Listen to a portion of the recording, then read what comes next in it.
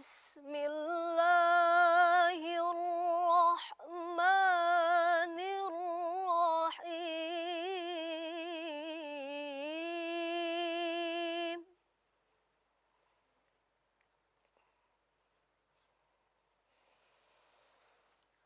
Inna nahnu nazzalna dzikra wa inna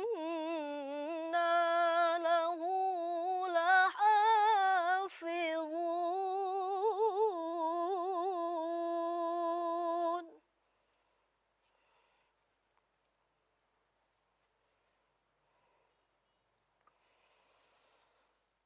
Walaqad arsalna min qablika fi syi'il awwalin.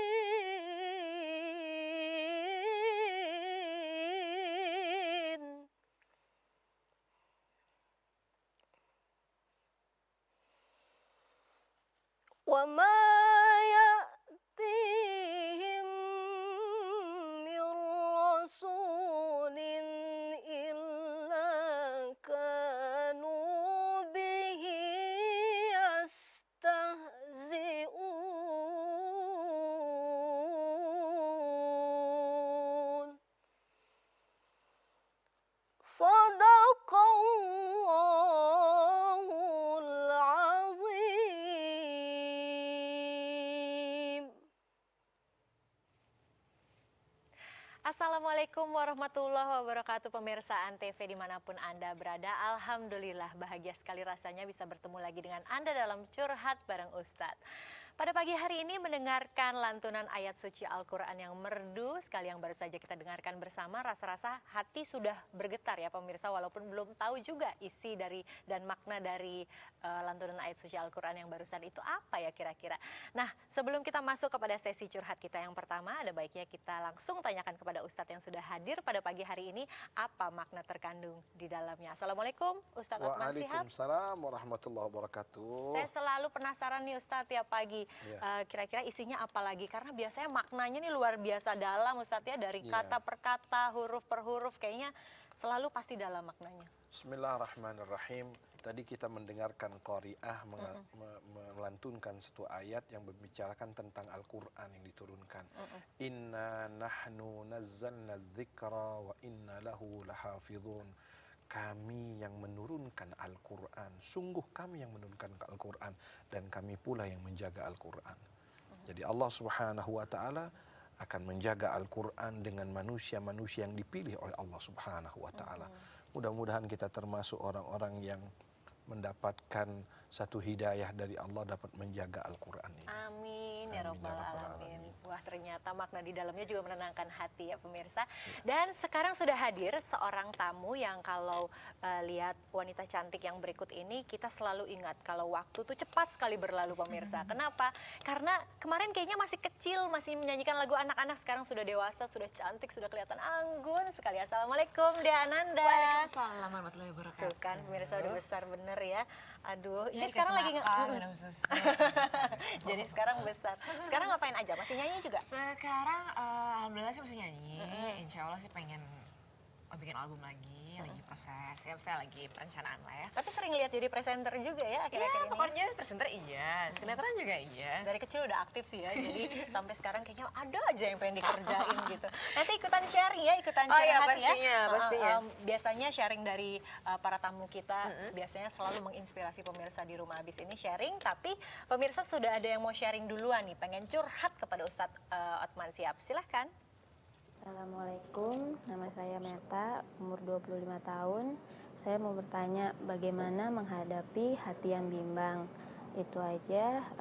Wassalamualaikum.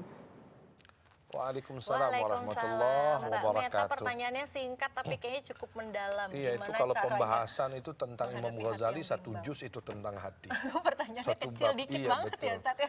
Gimana? Di dalam Al-Quran kalau bicara tentang hati itu lebih dari 134 ayat berbicara. Jadi kita mau bahas yang mana dulu nih ya? Dulu ya Ustadz.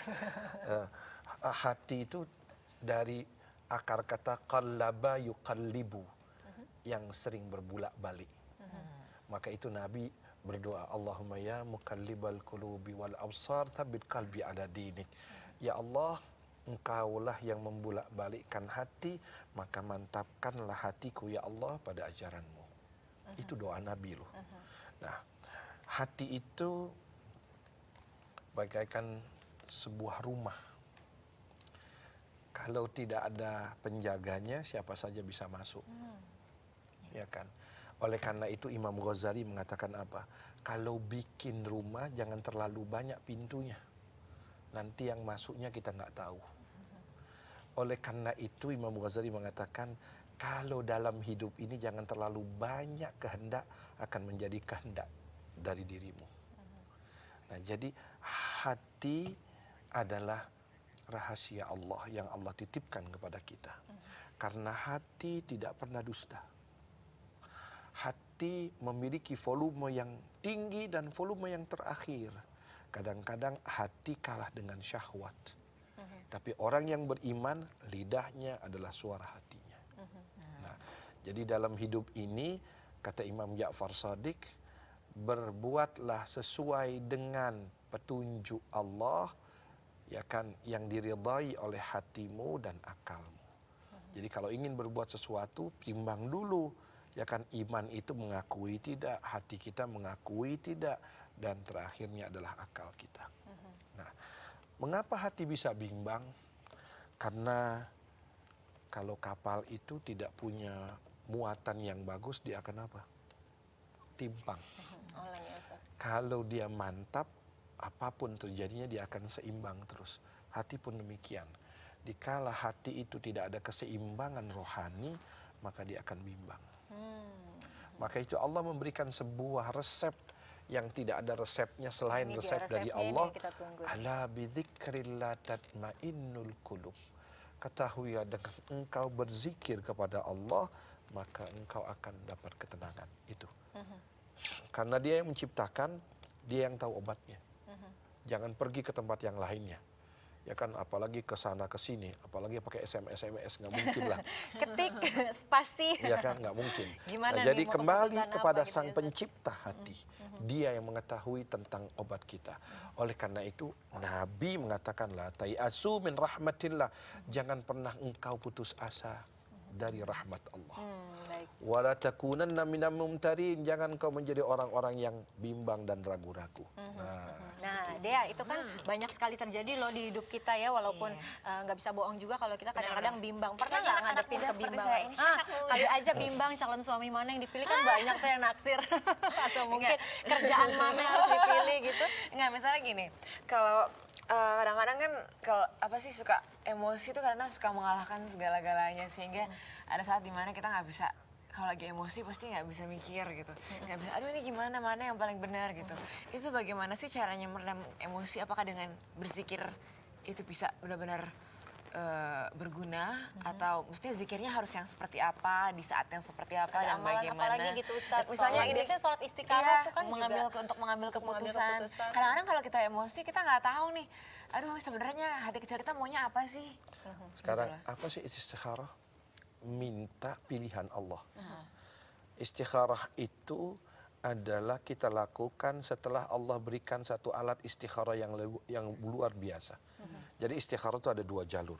Satu jalur akal, satu jalur yang namanya zikrullah. Jalur akal bagaimana? Ini baik, ini buruk. Mengapa terjadi sesuatu kebimbangan? Karena kita tidak tahu yang mana yang baik, yang mana yang buruk. Supaya kita tahu bagaimana. Nah, akal itu kan memberikan satu bagaimana ini bagaimana jalannya, kebaikannya sampai di mana, ini keburukannya sampai di mana, dipertimbangkan. Kalau sudah tidak mampu sama sekali, sujudlah kepada Tuhanmu. Nabi mengatakan apa? Apabila engkau dalam kebimbangan, bacalah istighfar kepada Allah Subhanahu wa taala. Oke. Nanti akan ada jalur kemana engkau akan jalan. Semoga yang membulak-balikan hati bisa meluruskan lagi dan membuat Amin. kita lebih sabar ya pemirsa ya. Jangan kemana-mana dulu pemirsa, kami akan membahas lagi curhat dari pemirsa yang lainnya setelah menjelang azan subuh berikut ini.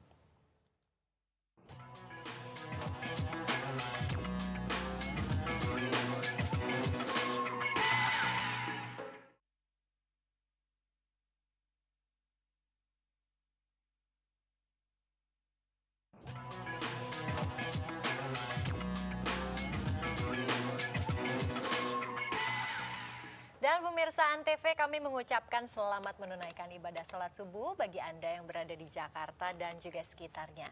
Apabila Anda ingin ikut curhat bersama kita, boleh kirimkan SMS ke 9123 dengan format Antv, spasi curhat, spasi isi pertanyaan, atau kirimkan email Anda ke cbu@an.tv. Nah, tadi kita sudah berbicara mengenai hati yang bimbang dan bagaimana cara mengatasinya, udah tahu. Nanti dia curhat lagi ya sama kita, tapi sebelumnya ada yang mau curhat. Silakan. Assalamualaikum warahmatullahi wabarakatuh. Nama saya Farid, usia 28 tahun. Begini Pak Ustadz, saya ingin bertanya. Saya memiliki kawan yang divonis oleh dokter usianya tidak akan lama lagi. Yang ingin saya tanyakan, bagaimana menghadapi kehidupan yang sudah divonis seperti itu oleh dokter. Demikian pertanyaan saya. Assalamualaikum warahmatullahi wabarakatuh. Waalaikumsalam warahmatullahi wabarakatuh. Mas Farid, menarik sekali pertanyaannya. Kalau misalnya kita divonis oleh dokter, wah umurnya nih kayaknya tinggal 3 bulan lagi, gimana mengatasi hidup yang seperti itu, menghadapinya gimana Ustaz? Satu, kematian itu adalah misteri dari Allah Subhanahu wa Ta'ala. Dan kematian itu adalah pintu pertemuan kepada Sang Kekasih abadi. Semestinya yang mengerikan itu seperti kita, yang nggak tahu besok atau nanti kita akan mati. Itu yang sangat mengerikan sekali. Nah, semestinya orang yang mendapatkan aku akan mati divonis 6 bulan lagi, aku akan mati divonis dengan 1 hari lagi. Waduh, nikmat sekali. Karena apa? Di saat-saat sebelum itu dia bisa bertemu kepada Allah Subhanahu wa Ta'ala. Dia betul-betul mencurahkan dirinya dari apa yang diinginkan kepada Allah. Dia minta ampun kepada Allah Subhanahu wa Ta'ala. Bukankah istighfarnya di saat-saat itu adalah diampuni oleh Allah Subhanahu wa Ta'ala? Yang nggak enak kan kalau lagi kita dung dung dang mati. Nah, justru sebenarnya cara berpikir kita yang harus dirubah, diputar. Bagaimana caranya di saat kita, ya kan? Gimana caranya kita seminggu lagi? Aduh, subhanallah. Dikit lagi nih, bentar lagi nih langsung digeber ya. Nah, jadi ketika seseorang itu, oh aku divonis 6 bulan, apa yang aku lakukan? Aku harus mempersiapkan perjalanan hidupku. Ya kan, merubah semuanya. Baju-baju yang di lemari sedekahin semuanya. Ya kan, kemudian lagi baju batik yang mau dijahit nggak usah dijahit lagi, udah. Ya kan, kasih orang semuanya, rajinlah bersedekah, rajinlah berbaik-baik, minta maaf kepada orang-orang, sambutlah malaikat itu dengan kesempurnaan iman kita. Senang banget ya kalau kita udah bisa punya perasaan kayak gitu ya dia. Memang nggak enak. Saya itu pernah di penjara, ketika diajak dialog, Ustadz saya seminggu lagi divonis eksekusi. Bagaimana Ustadz? Tobat. Dia bilang, saya juga merasakan nggak enak Ustadz, takut Ustadz. Takut luar biasa, ya kan? Tapi saya katakan, marilah lebih takut lagi kita dengan neraka Allah Subhanahu wa Ta'ala. Lebih baik kita takut di sini. Semua yang tidak ada, yang sehat aja kalau mau mati takut kok. Kita aja bisa gila kok. Seminggu lagi kita mau mati kita bisa gila. Ya kan? Saya rasa kalau Anda dan saya sekarang ini yang sok bicara tentang agama ini ya, kalau kita divonis kalau akan mati seminggu lagi, demi Allah kita akan gila kalau nggak siap betul-betul. Subhanallah. Nah, jadi orang-orang yang seperti itu adalah orang-orang yang nikmat luar biasa. Bukankah kasih yang abadi ini adalah Allah Subhanahu wa Ta'ala? Dunia ini la'ibun walahun, tipuan dan kepalsuan. Subhanallah. Betapa banyak seorang istri suaminya meninggal dia kawin lagi. Ya kan seperti itu. Tapi betapa sedikitnya kalau suami ditinggal istri kawin lagi, saya rasa gitu ya. Ya, ini menarik sekali loh, ada yang mau ditanyain nggak mengenai Ustadz mengenai hal ini? Iya, mengenai ya yang masih berhubungan dengan yang divonis mati itu. Kenapa sih Allah menciptakan penyakit yang kok ada yang nggak bisa disembuhkan? Tidak ada sesuatu penyakit yang tidak disembuhkan Allah. Semua penyakit dapat disembuhkan kecuali ajal. Kecuali ajal. Ketika sudah ajalnya, kata Imam Ali dalam sebuah perjalanan perang, anaknya ragu-ragu, wahai anakku, jika engkau tidak mati dalam peperangan ini, engkau akan mati di tempat yang lainnya. Fatanawatil asbab fal mautu wahid. Sebab kematian itu banyak, tetapi mati itu tetap satu. Kau di rumah, kau di tempat tidur, kau dimanapun tetap mati. Nah, seperti itu. Mati tidak dengan apa? Ada yang sakit, ada yang tidak dengan sakit, ada yang sedang tertawa. Itu yang na'udzubillah min dzalik. Baik, Ustadz, ini menarik sekali ya. Saya masih mau tanya banyak lagi, tapi kita akan kembali bersama Anda setelah yang berikut ini.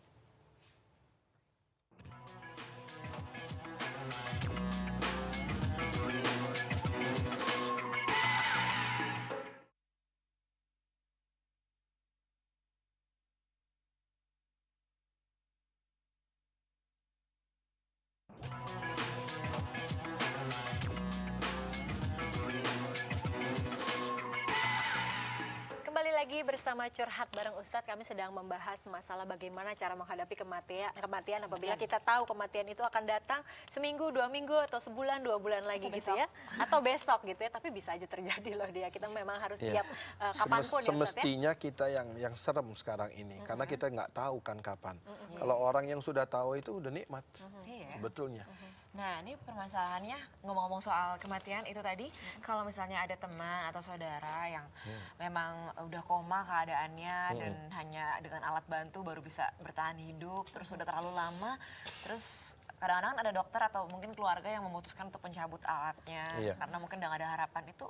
Cabutnya alat. Tanyakan kepada salah dokter, nggak sih sebenarnya? tanyakan kepada dokter yang bersangkutan, dok, ini bagaimana, ada perkembangan atau tidak? Kata dokter, kalau sensorik sudah motoriknya sudah tidak berfungsi, batang otaknya sudah tidak berfungsi, tidak ada rasa lagi, musyawarah keluarga untuk dicabut.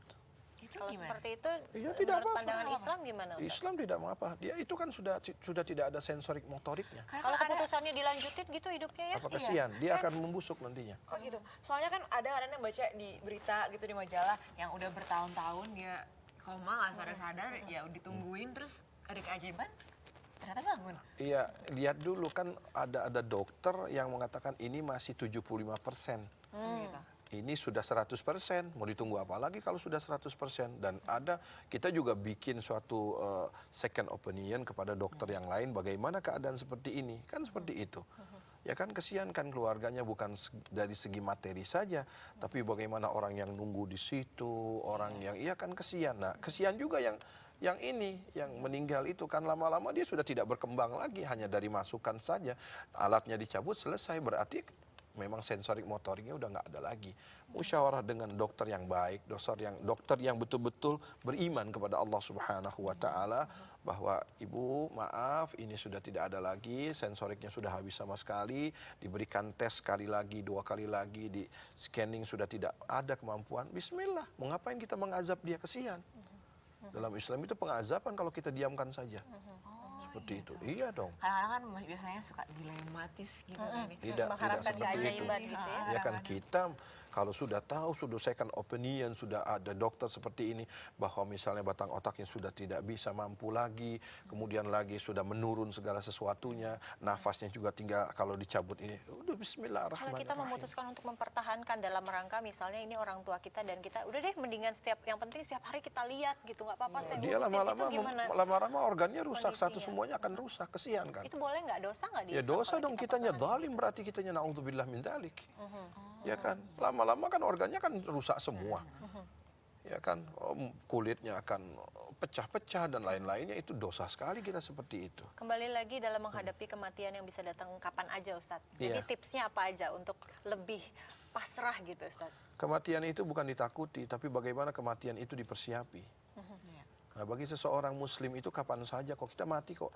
Saya akan berbicara mungkin hari ini, besok, lusa, wallahu alam akan mati. Tetapi bagaimana kita mempersiapkan tentang perjalanan kematian itu. Walladzi khalaqal mauta wal hayata liyabluwakum ayyukum ahsanu amala. Dialah yang menciptakan kematian dan kehidupan untuk menguji kalian di mana di antara kalian yang terbaik dalam persiapan menuju Allah. Itu aja. Persiapan menuju Allah Subhanahu wa taala. Tapi kadang-kadang kita yang ditinggalkan justru yang nggak siap ya Ustadz ya. Iya, kitanya itu merasa ini milikku padahal milik Allah Subhanahu wa taala. Baik, terima kasih banyak Ustadz Othman Sihab. Ya, sama-sama. Berarti sekali buat kita semua segala tausiahnya ya hari ini ada ya. Jadi kayaknya semangat lebih di pagi hari supaya kita nggak bimbang. Benar. Supaya kita bisa siap menghadapi kematian. Dea, makasih juga ya udah datang. Sama-sama, Kapan-kapan terima datang lagi curhat lagi ya Dea ya. Iya dong, masih Karena banyak banyak sebenarnya yang pengen curhatin. banyak yang pengen didengerin. Oh boleh off air, abis ini boleh curhat lagi. Dan pemirsa terima kasih juga atas kehadiran Anda. Semoga kami bisa mencerahkan hati Anda hari ini ya. Jangan kemana-mana dulu pemirsa karena ada pencerahan hati lagi yang akan disampaikan oleh Ustadz Othman Sihab. Silakan Ustadz. Bismillahirrahmanirrahim. Ada seseorang yang belajar dengan seorang sufi. Seorang sufi itu mengatakan begini, kau pergilah ke rumah guruku untuk kau belajar meneruskan karena ilmuku sudah sampai sini. Akhirnya dia pergi ke rumah gurunya. Sampai itu gurunya mengatakan, hai muridku, kau tahu nggak gurumu itu, muridku itu, dia cinta dunia luar biasa. Sedangkan eyang gurunya itu kaya luar biasa. Punya puluhan onta, punya puluhan kambing, punya. Anak murid ini mengatakan, oh sungguh sekali katanya. Aku bingung guru katanya, yang mana yang sebetulnya sufi ini, yang mana yang cinta dunia ini. Guru atau eyang guru? Kata guru, memang guruku mengatakan, guru mengatakan aku cinta benar aku cinta dunia. Karena betapa banyaknya sholatku selalu mengingat terompaku yang hilang. Jadi cinta dunia itu bukan banyaknya harta, tetapi cinta dunia itu penghalang kita beribadah kepada Allah Subhanahu wa Ta'ala. Di saat sendal terompa yang hilang itu menghalangi kita untuk mengingat kepada Allah, itulah cinta dunia. Bukan kebanyakan harta cinta dunia, tapi bagaimana harta itu menghalangi kita untuk ingat kepada Allah. Itulah cinta dunia. Iya. Baik, silakan diminum deh.